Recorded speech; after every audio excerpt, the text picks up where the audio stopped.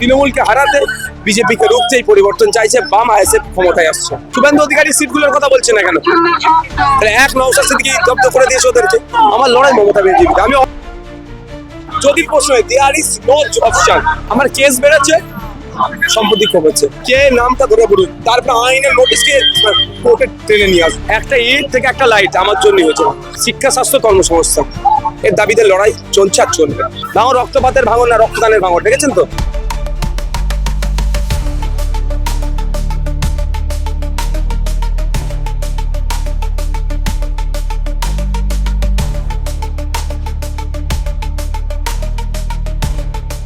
ভাঙর যে বিধানসভা কেন্দ্রটি বারংবার সংবাদ মাধ্যমের শিরোনামে উঠে আসে। নির্বাচনের সময় অন্যান্য বিধানসভার তুলনায় এই বিধানসভা কেন্দ্রের যে উত্তেজনার ছবি ফুটে ওঠে তা একেবারে বলাই বাহুল্য। সামনেই বিধানসভা নির্বাচন 26-এর, আর ইতিমধ্যে আমরা রয়েছি ভাঙর বিধানসভা কেন্দ্রে। হাই ভোল্টেজ এই বিধানসভা কেন্দ্রে মূলত এবার লড়াইটা হতে চলেছে তৃণমূলের প্রার্থী শওকত মোল্লা ও আইএসএফ এর প্রার্থী নওশাদ সিদ্দিকীর বিরুদ্ধে। দেখতেই পাচ্ছেন আমার পিছনের ছবিটি, যে নওশাদ সিদ্দিকী তিনি কিন্তু একেবারে ভোট প্রচারে ব্যস্ত। জোর কদমে তিনি প্রচার সারছেন, মানুষের সঙ্গে কথা বলছেন এবং জনসংযোগ করছেন। সকলকে বলছেন যে থাম চিহ্নে ভোট দিতে। সেই ছবি আপনাদেরকে সরাসরি দেখাচ্ছি এবং তার পাশাপাশি নওশাদ সিদ্দিকীর সঙ্গে সরাসরি কথা বলবো। তিনি ঠিক কি বলছেন, লড়াইটা অর্থাৎ এবারের লড়াইটা কতটা কঠিন হতে চলেছে সেই বিষয়ে তিনি কি মন্তব্য রাখছেন।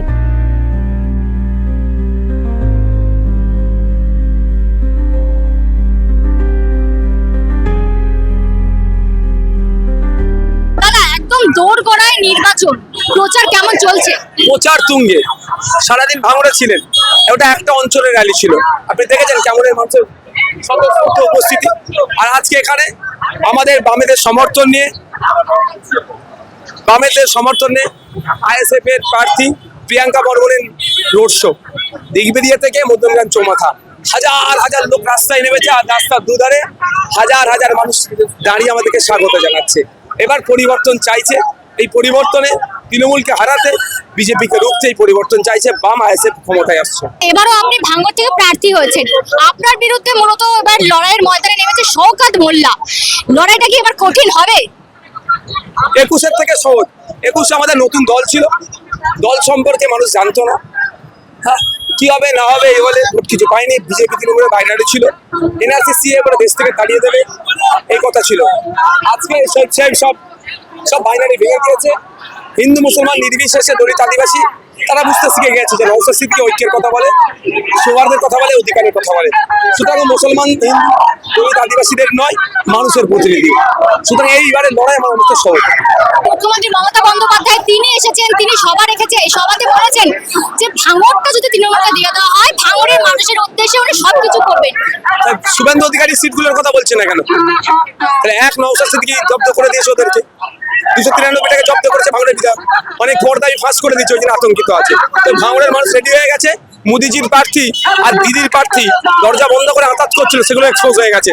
তো প্রস্তুত নিয়েছে এই নির্বাচনে মোদিজির প্রার্থীকে গোহারা হারাবে, দিদির প্রার্থীকে হারাবে, অর্থাৎ বিজেপির প্রার্থীকে হারাবে। আইএসএফ 34টা বিধানসভা কেন্দ্রে প্রার্থী দিয়েছে, কি মনে হচ্ছে কতটা আশাবাদী, কতটা সিট পাবে? 30টা কেন্দ্রে আমরা প্রার্থী দিয়েছি, 30টা এই জন্যই কম দিয়েছি। আমাদের প্রথম লক্ষ্য হচ্ছে বিজেপিকে হারানো, বিজেপিকে আটকানো, তৃণমূলকে হারানো। বৃহত্তর স্বার্থের কথা আমাদের সিট সংখ্যা কম নিয়েছি এই জন্যই যে বাম আইএসএফ যে ঐক্য হচ্ছে, ঐক্যকে আমাদের জিতে ক্ষমতায় আসতে হবে। আর যে কটা সিটে দিয়েছি টাফ ফাইট করবো আমরা। শওকত মোল্লা প্রতিদ্বন্দ্বী হিসেবে কিভাবে নাম নেবেন না, অন্য নাম উত্তর দেবেন কেন? নাম নিয়ে কি প্রবলেম? ওই রকম দলে 1000 নেতা আছে। আমার লড়াই মমতা ব্যানার্জির। আমি অহংকার করে বলছি না, আমি বলছি ওনার নাম নিয়ে সময় নষ্ট করবেন। আপনি বলছেন বিভিন্ন সংবাদ মাধ্যমে এমনকি মঞ্চ থেকে যে ডবল ডিজিটে এবার জিতবেন, মানে ডবল ভোট পাবেন, এত ডবল মার্জিন পাবো। ভাঙড়ের মায়েরা বোনেরা জিতাবে না, মার্জিন আমাকে ডবল দেবে। এত কনফিডেন্স কিভাবে? মানুষের পাশে থেকে 5 বছর ধরে মানুষের পাশে তাহলে কি করবে? শওকত মোল্লা তিনি একটা সভা মঞ্চ থেকে বলেছেন যে আইএসএফ যদি এই 30টা কেন্দ্রের মধ্যে একটাতেও যদি আপনারা জেতেন তাহলে ওনার নামে কুকুর পোষার মতো কথা বলেছেন। আমরা ওই দৃশ্যটা দেখাবো না, মানুষের নামে কুকুর পোষা। তবে 30টা সিটে একাধিক জায়গায় আমরা জিতছি, বিধানসভায় আসছি, এইটুকু বলে রাখছি। অনেকে তো মন্তব্য করছে আপনাদের একটাই মাত্র সিটে আপনি জিতেছেন, যদি এখান থেকেও না যেতেন তাহলে তো আইএসএফ এর চিহ্নটাই উঠে যাবে। যদি প্রশ্ন হয়, দেয়ার ইজ নো অপশন, যদি এখানে আসবে না, জিতছি একটা নয়, এবারে ভাঙড় জিপে, কানিকপুর জিপে, মধ্যগ্রাম যাবে, অশোকনগর, আমডাঙ্গা, দেগঙ্গা, পলাশি জিতছি আমরা। উলুবেড়িয়া পুরুলিয়া জিতছি, যেখানে প্রার্থী দিচ্ছে জিতার জন্য আমরা প্রার্থী দিচ্ছি। কতটা আশা রাখছেন, কটা সিট পাওয়ার আশা রাখছেন? আমরা জিতার জন্য 30টা সিটে লড়াই করছি। কন্টেস্ট করার জন্য হলে তাহলে আমি 100 সিট দিতাম। জিতার জন্য লড়াই করছি, জিতবো 30টা। হলফনামা জমা দিয়েছেন, সেখানে দেখা যাচ্ছে যে হলফনামা জমা দিয়েছেন যে গত বছরের নির্বাচনের থেকে এবছর নির্বাচনে আপনার সম্পত্তির পরিমাণ কমেছে। দেখা যায় যে বিধায়করা ক্ষমতায় আসলে সম্পত্তি বাড়ে, আপনার ক্ষেত্রে উল্টো ছবি কেন? আমি তো চুরি করতে পারিনি, দুর্নীতি করতে পারিনি, আমার কেস বেড়েছে, সম্পত্তি কমেছে। এটা তো দৃষ্টান্ত ভাঙড় তৈরি করেছে, ভাঙড়ের বিধায়ক তাবর সম্পত্তি কি হলো যেটা আপনার ছিল? আমি যা এফিডেভিট দেওয়া দিয়ে দিচ্ছি। মমতা বন্দ্যোপাধ্যায় মঞ্চ থেকে বলেছেন যে বিরোধীদের ভোট না দিতে, বিরোধীরা আপনাকে বিশ্বর নাম না করে বলেছেন যারা বিজেপির থেকে টাকা খেয়েছে তাদেরকে ভোট না দিতে। তাদের নাম বলুন না, কে খেয়েছে না খেয়ে তাদের কথা বলুন না, নাম বলুন, আমি তো চাইছি, বলুন নাম কে, একবার নাম নিতে চাইছি, কে নামটা ধরে বলুন, তারপর আইনের নোটিশকে কোর্টে টেনে নিয়ে আসুন। শওকত মোল্লারকে খুন করার চেষ্টা করেছে, এই মন্তব্য তিনি করেছেন। কারা খুন করবে? খুনিকে আবার কে খুন করবে? নোটোরিয়াস ক্রিমিনালকে আবার কে খুন করবে? আপনার বিরুদ্ধে ফৌজদারি মামলাতে একাধিক অভিযোগ রয়েছে দাদা। ভাই 2021-এ একটা আমার নামে ফৌজদারি মামলা ছিল না, যেই না রাজনীতিতে আমি বিরোধী দল করলাম 17টা মামলা কে, এটা আমাদের পুরস্কার। এসআইআর এর ফলে কি প্রভাব পড়তে পারে? এসআইআর এর ইম্প্যাক্ট বিজেপি তৃণমূল বুঝতে পারবে। বিজেপি তৃণমূল মিলে 27 লক্ষ মানুষের নাম ডিলিট করেছে বৈধ ভোটারে, যার মধ্যে 17 লক্ষ হিন্দু, 10 লক্ষ মুসলমান। হিন্দু মুসলমান ঐক্যবদ্ধ হয়েছে, বাঙালি থেকে পেরেশান করছে, তৃণমূল আর বিজেপিকে হারাবে। মাঝখান থেকে আপনি বেনিফিটেড পেয়ে যাবেন। দেখুন, আমি কোনো এই নোংরা বেনিফিট আমি নেওয়ার জন্য আমি রাজনীতি করি, আমি ভোটারদের ভোটাধিকার ফিরিয়ে দেওয়ার রাজনীতি করছি। 5 বছর আপনি ভাঙড়ের বিধায়ক ছিলেন, কিন্তু তৃণমূল অভিযোগ করছেন যে আপনি 5 বছর কিছু কাজই করেননি। একটা ইট থেকে একটা লাইট আমার জন্য হয়েছে। এবার ক্ষমতায় আসলে কি করবেন ভাঙড়ের মানুষের উদ্দেশ্যে, আর কোনটা বিষয়টাকে আপনি হাতিয়ার করে প্রচার করছেন? আমার শিক্ষা, স্বাস্থ্য, কর্মসংস্থান এর দাবিতে লড়াই চলছে আর চলবে। দেখুন, এশিয়ার লার্জেস্ট এগ্রিকালচার জোন করার ইচ্ছা ছিল বিগত সরকারের, এখানে একটা ইন্টারন্যাশনাল হাব করা দরকার। এটা করে হিমঘরটা দ্রুত চালু, হসপিটালকে উন্নততর করা, রাস্তাঘাট, পানীয় জলের সমস্যা, আর্সেনিক মুক্ত পানীয় জলের ব্যবস্থা, নতুন বাস পরিষেবা থেকে শুরু করে এখানকার একটা গার্লস কলেজ থেকে শুরু করে এখানকার কৃষিজীবী মানুষ, শ্রমজীবী মানুষ, তাদের মেহনত করতে উৎপাদিত ফসলের দাম ঠিকঠাক পাচ্ছে না, সেগুলো নির্ধারণ।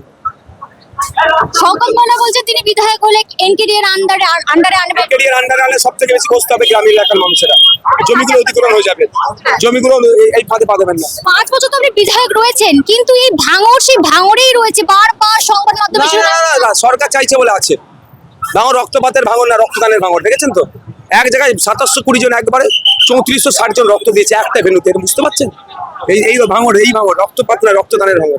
এবার কি শান্তিপূর্ণ ভোট হবে বলে মনে করছেন? অবশ্যই আশা করছি। দাদা, আপনার মতে এবার সরকার গঠন কোন পার্টি করবে? আইএসএফ, বামপন্থীরা হচ্ছে। এতটা কনফিডেন্স কিভাবে?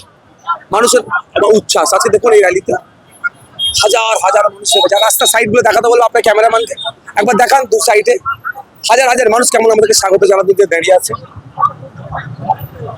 প্রথমে দেখা গিয়েছিল জোট নিয়ে একটা মতবিরোধ, আরাবুল ইসলামকে। ঠিক আছে, এখন সব ঠিক আছে, ক্লিয়ার একদম। যদি ভাঙড় থেকে আপনি হেরে যান তাহলে তো এই আইএসএফ এর কি অস্তিত্বটা উঠে যাবে? পারবো কেন? 5 বছর ধরে ভাঙড়ে কি ঘাস কাটলাম? ভাঙড়ের মানুষের পরিষেবা কিসের জন্য দিলাম?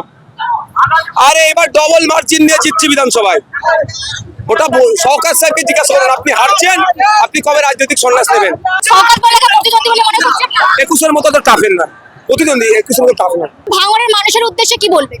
শান্তির সাথে থাকুন, আপনার ভোট আপনি দিন, কোনো দুর্বৃত্তদের ভয়ে ভোট দেওয়া বন্ধ করবেন না, দুর্বৃত্ত থেকে গণতান্ত্রিক পক্ষে প্রত্যাখ্যান করুন। নওশাদ সিদ্দিকীর মতামত আপনাদের সকলের সামনে তুলে ধরলাম। তিনি কিন্তু ফুল কনফিডেন্ট এই ভাঙড় বিধানসভা কেন্দ্র থেকে। এবার এটাই দেখার বিষয়, আসন্ন বিধানসভা নির্বাচনে এই ভাঙড় বিধানসভা থেকে কে বিধায়ক হন। ক্যামেরায় রণদীপের সঙ্গে প্রিয়াঙ্কা পাত্রের রিপোর্ট, দ্য ওয়ার্ল্ড নিউজ।